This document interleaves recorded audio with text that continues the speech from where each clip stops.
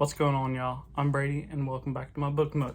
So today on the channel we're talking about a book I read in the month of July that was a memoir, nonfiction, technical manual type book by one of the most prolific writers of our time and one of the most successful, and that is On Writing by Mr. Stephen King. So like I said, I'm kind of getting into writing and trying to tap into that creative side, get that creative outlet. And I was just interested in this book because, like I said, obviously he's had an immense amount of success as a writer. So it's always good to kind of hear him talk about the craft. And I learned so much in this book. This is a very practical, very technical guide on how to write, along with some just kind of very funny, very like get your spirits up as a writer type things, because obviously early on your writing career you're not going to be writing very well and not many people are going to be reading it. So it's really nice to hear that that's very universal for even people who've become as successful as Mr. King. So I can only give you the 5 big takeaways I got from this book and kind of bestow that knowledge on you in a very distilled fashion. So first and foremost, tip number 1, he talks about his idea of like the creation of the story and like where he gets them. I mean, obviously he comes up with some of the most wild ideas in the world of imaginative literature. So hearing him talk about that is like very like enlightening. And it's not this idea that we as writers create anything. It's that you are an archaeologist and your job is to sift through and find these ideas. They're all around you. They're everywhere. You have to find 2 things that hadn't been combine them. You had to find a story that hadn't been told yet. And it's really interesting to hear that idea that you don't need this creative genius to come up with all these stories. You just have to be observant. You have to find the stories in the world around you. So that's very nice as a guy who doesn't see myself as super creative, to know that if I'm just very observant and I watch, I can kind of find a good story out there that's already all around me. Next, this is a more practical tip, and that is get rid of the passive voice in your writing and use active. So get rid of as many adverbs as you can. Don't use the were, to be, all those.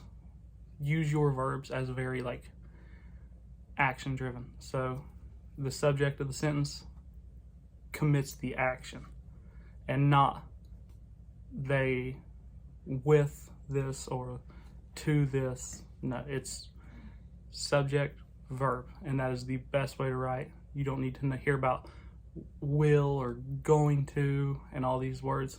Cut those out. They're unneeded and they come off as like just fluff in your writing.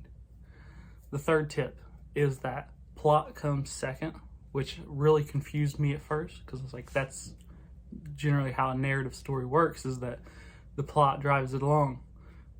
What he says is that plot is like a tool of a bad writer because they're forcing the story along instead of telling the story and allowing the story to discover itself and push it along at whatever pacing the story needs. When you start implementing plot, that is you intervening with the story, and you should not do that as a writer.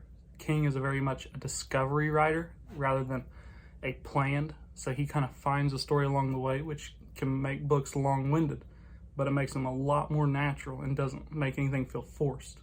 So he's very much a plot should only be used when you have to. So kind of let the story find its own way. Take your time with it, and pacing's important, but you should not compromise the story at the sake of pacing. He has another rule, because like I said, he just talked about being long-winded. His next thing is that no matter how big your work is, you can probably cut out 10%, because your first draft, you're going to write it, whatever it is, whether it's a 4,000 word short story or a 180,000 page or not page, 180,000 word novel. So, like I said, regardless of size, you're going to put stuff in there that really doesn't need to. Sometimes you're going to over describe, sometimes it's going to go off on weird tangents and stuff. So there's 10% of your book that is probably bad writing. And on your review, your editing, your second draft, your goal should probably be about to cut 10% of that out. So, like I said, when you finish a work and you decide you're going to edit it, look for those little pieces that you're like, I don't actually need this. This is not pertinent. This doesn't really add to anything. And you'll also, in that time, realize what is important.